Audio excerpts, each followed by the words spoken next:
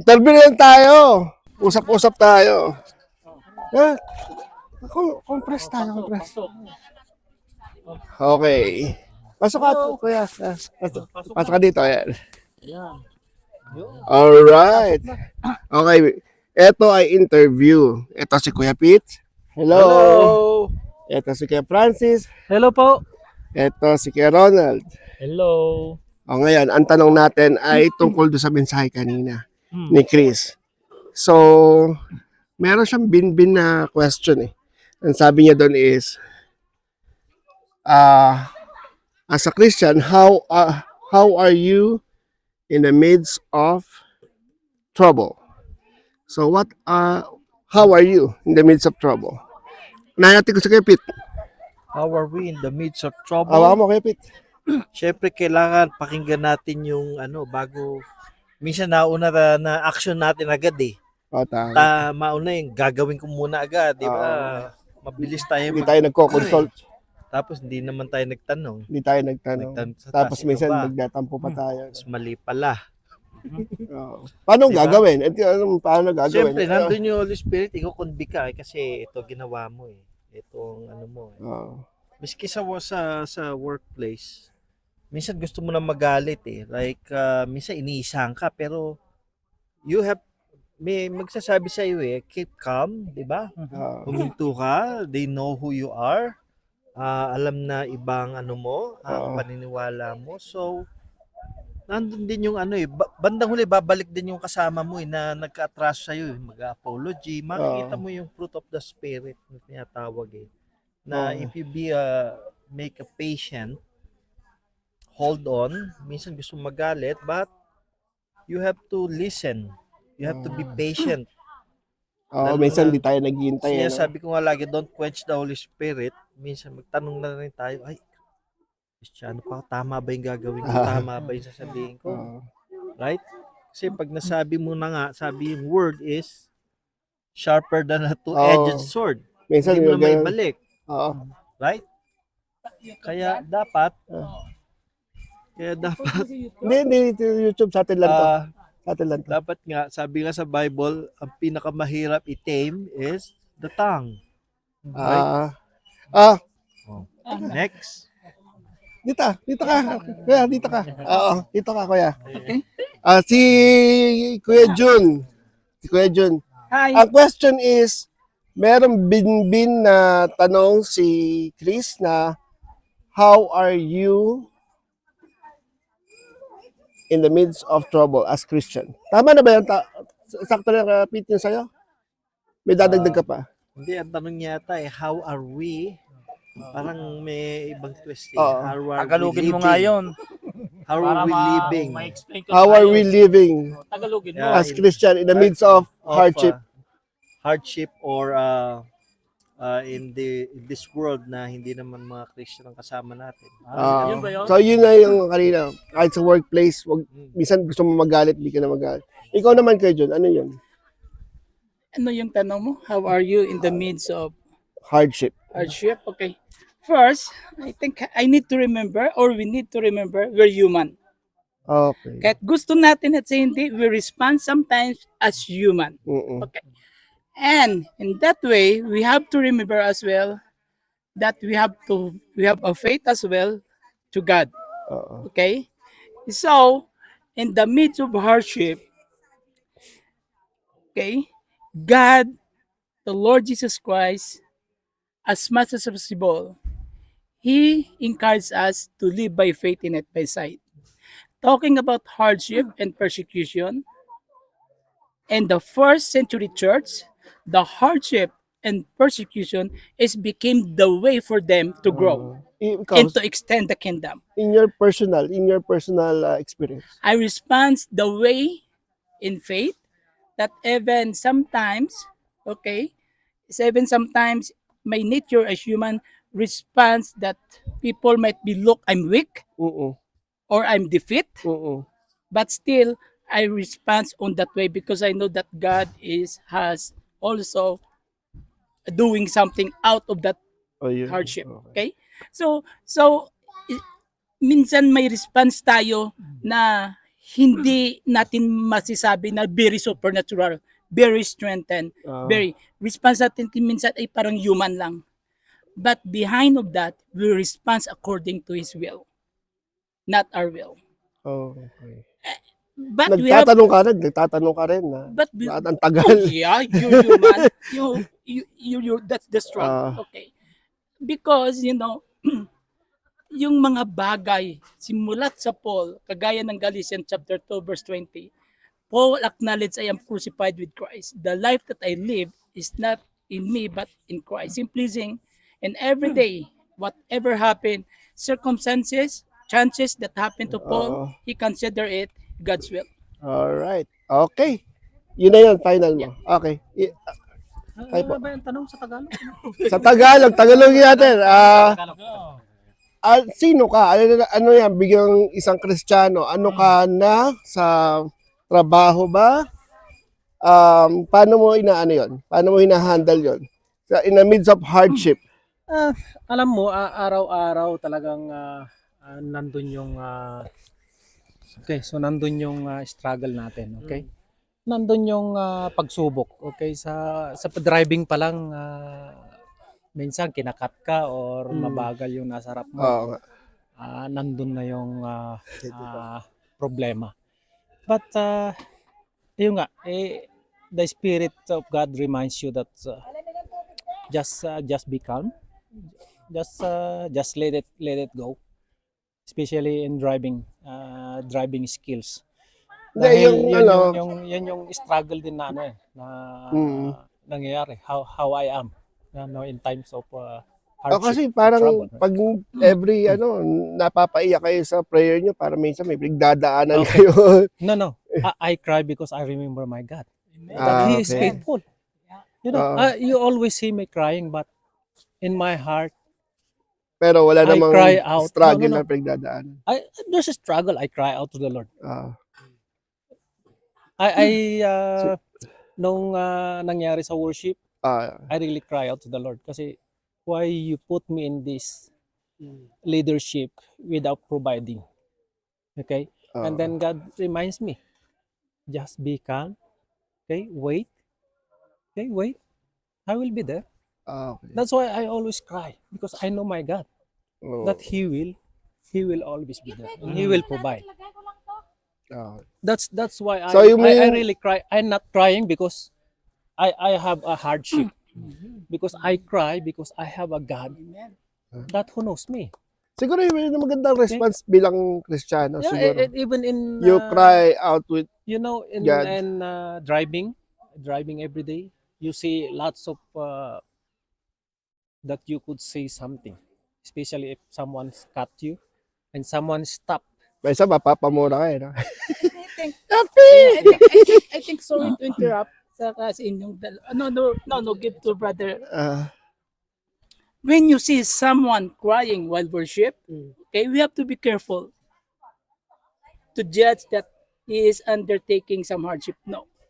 Because even in a radical, what we call, there's a book like a radical Christian, yung totoong Nararamdaman puso talaga. at nararamdaman ng isang Christian that really fully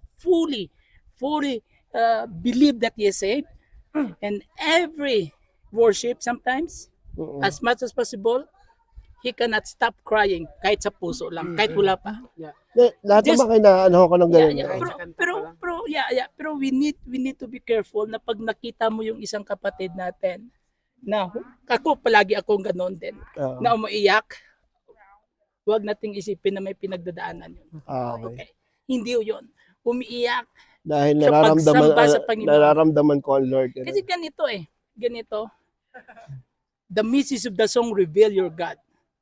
Now I have to reflect on myself kung ano ako. Okay? At walang ibang tao, walang even my wife sometimes, even yung nanay tatay ko, no one except God nakakilala sa akin. Kung ano ako, kung anong mga bagay na ginagawa ko, yung mga bagay dati na kung isipin mo talagang parang wala ka nang wala ka ng there's no words to express your thankfulness to God dahil pinili ka niya at binigyan ka niya ng lakas, humiwalay sa mga gawain pang mundo at kasalanan. Matindi yun. Matindi yun. Minsan nagsasabi ako that I am a sinners, okay? Pero yung buhay ko before ako nakakilala sa Panginoon, bisan pa yung struggle ko, even I know God, okay? Matindi. Kapatid, matindi. Ako lang 100% nakakilala at nakaalam ng ginagawa ko at ang Panginoon. So when I worship God, it's come back all those memory. And Kaya then, siya nararamdaman talaga si Lord talaga. It's you will feel the Lord, brother. You are saved. You have the Holy Spirit. Hindi pwede hindi mo siya Ramdaman mo, hindi kaya siya napapaiyak. Kaya, do not judge. Mararamdaman mo siya talaga. Do not judge. Diba? Kahit, Mararamdaman mo siya talaga, mararamdaman mo talaga ang Panginoon. At nandito tayo dahil yun ay bunga ng kanyang faithfulness. Kung hindi faithful ang Panginoon, hindi natin to masustain. Yung buhay natin dito. Nakita ko naman lahat kayo. Hindi to masustain. Nagsasalta si Chris, ikaw, Kuya Pete, napapayak rin, tsaka si Kuya Ronald. Okay. May additional ka pa doon? Siguro yung hindi natin dapat na pag nag-worship tayo sa Panginoon. You know, yung last na worship team, bakit ko nasabi na sometimes we worship God through lips but in our hearts is far. Hindi talaga, no? Parang Hindi nasa mo stage talaga- lang siya, pero hindi talaga para sa Hindi mo Panginoon. Ganun ba yan? mararamdaman yung presensya ng Panginoon. Yung lips mo nag-worship but Your heart mind and and your mind. heart, hindi nakahanda. Hindi nakahanda. Iniisip mo yung may kaaway pala ako doon, di ba? Hindi dapat bago magsimula ng mga ganong mga Kasi ministry, yun dapat yung pagkakataon natin sinusurrender natin muna, no? no? 6 na araw ako, minsan 7 days ako nag-work but I need to go for a morning and then mag-work ako ng afternoon. Pero yung pagkakataon na 1 oras, 2 oras, napakaganda na para sa Panginoon yun. Okay. Okay. Si Ronald naman, paano sasagutin ni Ronald to? Na-interview mo ako kanina. Oo nga, yung kaninang anong tanong tungkol ngayon? sa Kanina worship. Ngayon, ano ba yung tanong mo? yung sino ka Napunta kasi bilang sa worship isang eh. Kristiyano Ah, sa midst ng hardship, trouble, ano ba sa hardship, Tagalog ang hardship? paghihirap. Okay. Parang hindi ka naman naghihirap, parang bago nga kotse mo eh. Ito yung sa trabaho. Kasi ako pangitaas lagi ako. Kapag ako yung taong ninenervyos, pumipikit lang ako at ako'y nakipag-communicate sa Panginoon about prayer. At feel ko na gumagawa, at yun ang sinasabi ko lagi sa mga kapatiran, ang komunikasyon sa pamamagitan ng panalangin, may power yan na gagawa sa iyo na magiging peace ka kung anumang kalagayan. Hindi tayo perfecto, bagamat tayo nakakagawa din ng maling sinabi sa ating mga coworker. Kapag yan na ipinag-pray mo, kinabukasan, bibuild sa'yo ng Panginoon para sabihin mo doon sa ka-worker mo, pasensya ka na dahil nasabi ko yun sa iyo. Itinutuwid ng Panginoon yung ating pagkakamali o yung mga anumang trouble tayo sa pamamagitan ng panalangin. Kasi yun yung magre-reveal sa atin na tayo, ang Panginoon na nagpagtatama sa atin kung tayo ay nagkakamali o nasa mga trouble man. Yun lang yung atin. Tapos kaya Mike pakihawa nga. As lagi sa'yo. Tapos, ang question is, yung sa mensahe ni Chris na may binbin siya doon sa pinakahuli. Sabi niya, ulitin mo nga yan yung question na yan. Sino ka? Hindi pa ko sino ka. Ano? How do you do? How How are we as Christian in the midst of trouble? How do you answer or how do you respond for that? Una sa lahat, maraming salamat na binigyan ako ng pagkakataon. Malapit ang eleksyon. Election, So, boto huwag niyo niyong yan, Mayor. kalimutan. Mayor! Huwag niyong kalimutan sa darating na election. So, napakaganda. Ito muna bago ako sumagot sa tanong niyo. itong gathering na to, yung pinapasalamatan ko, una talaga, syempre, si Panginoon. Pangalawa, para maputol yung cycle ng ano natin, ng karugtong kasi tayo ng mundo. Saka salamat sa t-shirt, ha? Para maputol yung cycle din doon kasi pag nakadikit talaga tayo sa mundo, syempre parang doon na talaga yung focus natin. So, ngayon, Wilderness, wala tayong cellphone. Kasi kahit sa prayer meeting natin, meron pa rin nagsi-cellphone. Kahit nga madaling araw, nagising ako, natawag ako sa asawa ko. Wala Oo. pala. Wala pala. So dito, Tulog ulit di ako. ba? Wala. So ngayon, nakakapagganito tayo. Oo. First time pa nga nakapagganito. First time tayong ganito Dahil wala tayong signal. Kung may signal, Wala yan, tama saan yan. ka kaya yan. pupunta? Oo. Kahit saan ka lang, nag-ano ka ng browse ka. Yeah. So salamat sa Panginoon na nandito tayo. May discussion na At the ganito. same time, napakaganda ng setting. Kung makikita nyo sa view, saan Maganda, ka pa maluwag. nito? Hindi ka makakahanap ng ganito. Oo. And then kanina habang umaawit tayo, umaawit din yung mga ibon. Mga ibon. Tapos yung palibot. Yung hangin, malamig. Talagang ma-appreciate mo yung creation ng Panginoon. So nandun tayo sa in the midst of the bad news, there is good news. Di ba, brother? Amen. So sa tanong naman, ano nga yung tanong? Ulit-ulit.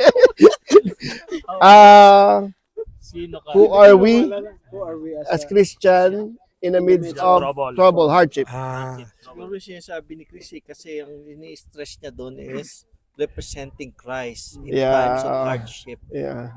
Dito habang nandito tayo sa non-Christian world. Diba? Pero siguro rin, sa pagdadaanan rin natin, yung mga problema rin. So, Most of yun na the yung time, answer ganun, ko. di ba? Oo. Yun na yung answer ko. So, dagdag lang, no? Yun nga ang sinabi ng Panginoon na hindi porket may Panginoon tayo, hindi tayo dadaan sa kahirapan. So, meron talagang challenges. Especially sa part din natin mismo kasi 'di ba? We are contaminated already. We have a sinful nature. So, Alright. hindi tayo makakaligtas talaga diyan. Meron talaga tayong sinful nature. But we are very very privileged na meron tayong grace ng Panginoon na binigay sa atin. Meron na tayong Holy Hingi lang Spirit. natin ang tawad. Mhm. Pero hindi So the license very yun. important is the Holy Spirit that will work in us na hindi natin i-quench yun. So kung ang tanong nyo kung sino tayo Sino ka, ako, personal mo, in the midst of hardship. hardship. So ipinagmamalaki ko talaga ang Holy Spirit kasi siya yung nag-aano sa atin, di ba? Siya yung nag-guide sa atin, siya yung talagang nag-i-encourage sa atin, siya yung nagre-remind sa atin. Pero lagi ba siya nananalo sa'yo sa buhay? Palagi. Sa panahon ngayon, palagi siyang nananalo kasi hindi ko na masasabing hindi siya mananalo or hindi ko naman sasabihin hindi din siya natatalo. But of course, the Holy Spirit is leading in my life kasi sa lahat ng gagawin mo, even this vacation ko sa Philippines, napakalaking napakalaking parang pangangaral sa buhay ko na yun nga, sa sinabi ko kagabi, hindi mo madadagdagan or wala kang maidadagdag para sa salvation mo. Yun. Or para sa salvation ng mga tao iba. gusto mong mailigtas. Maligtas. Hindi yan. Ako, marami akong, yun nga, yung plano ko, sabi ko, if God will allow, ganito, ganyan yung pagdating ko doon. But, na-surprise ako. God has something for me. So, yun. The Holy Spirit is leading you kung nandun din yung puso mo. Mababasa mo yun. You will understand kung ano yung works ng Panginoon. So, yun nga, yung isang example, yung tsuhin ko last 2 years ago, nung pagkuha ko na ng Bible ko, yung mga pamangkin ko, nandun kami lahat. So pagkuha ko na sa Bible ko, pabiro niyang sabi, alis muna ako kasi pag sumama ako sa inyo, hindi na ako makakapagsabong, hindi na ako makakapagsugal, hindi ako makapagsugalin, diba? So, of course, I'm expecting with that. This year, meron na siyang sakit. So hindi na siya makalakad, nandun na sa bahay. Actually, Nung week na yon parang ka-atake lang niya, hinahirapan na siyang huminga. So nung pinuntahan namin ng kapatid ko, binisita namin, usap-usap, kumusta. So I feel na talagang wala na siyang he was humbled by God na. So Ayun. hindi na siya pwedeng tumakbo. So yon sinimulan ko na yung and the very highlight doon is yung sabi nga niya, kung tatanggapin niya ako. So parang merong guilt at saka parang Parang may hindi niya alam something. na, Sabi ko, oo. yun nga ang magandang promiso ng Panginoon. Dahil siya yung nagsabi Oo. na mahal niya tayong lahat. But sometimes kita, nung medyo malakas pa tayo, yung bata pa tayo, yun nga, dinay natin yung power ng Panginoon. So, yun, tumanggap siya ng Panginoon. So, napaka-blessing, napaka-laking, hindi yun dahil yun ang ginawa ko, but yun ang nakita ko sa plano niya. Hindi ko na-gather lahat yung mga pamangkin Oo, ko. totoo yun, oo. Mga pamangkin ko, may mga kanya-kanya ng buhay. At saka, alam mo naman natin, siyempre, yun nga, mababalitaan natin na meron ng hindi pa kasal, meron ng kasama. So, yung mga bagay na yun, so yun din yung mga pinagpipray natin sa mga relatives natin. Gustong-gusto nating maabot, but still, you cannot talaga sa plan ng Panginoon, alter the plan ng Panginoon. Oo, siya pa rin masusunod. Siya pa rin talaga masusunod. Thank you very much for that answer. May dagdag lang ko kanina who we are in the midst of hardship, okay? I think ang pinaka always na dapat natin alahanin. The awareness of who you are will help you to respond in hardship.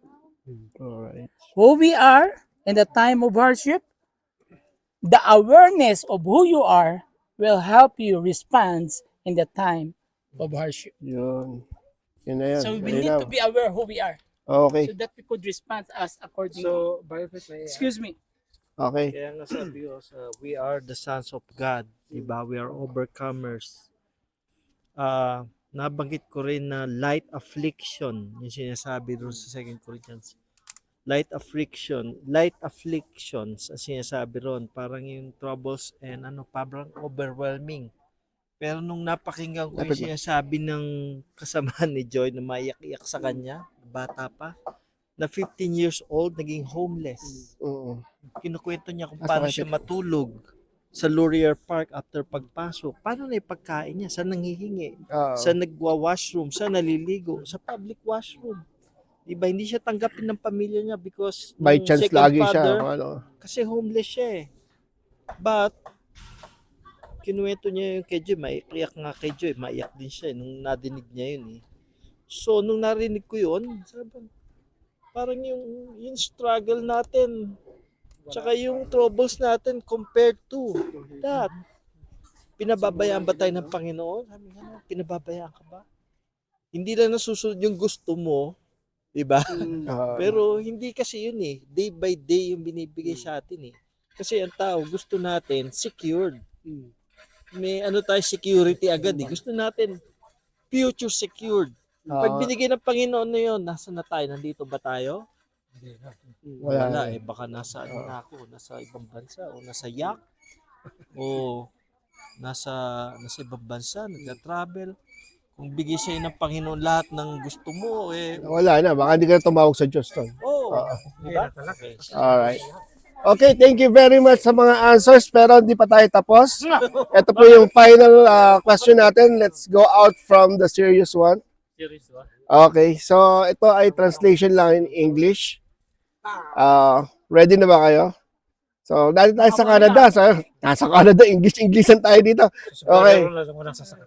Okay, Brother Ronald. Okay, nasagot na niya yung unang sa interview. Ayun, sagot ko na yun. Accepted na si Ronald. Okay. Accept ako dyan. Accepted na rin si Tatlo na lang pala kayo.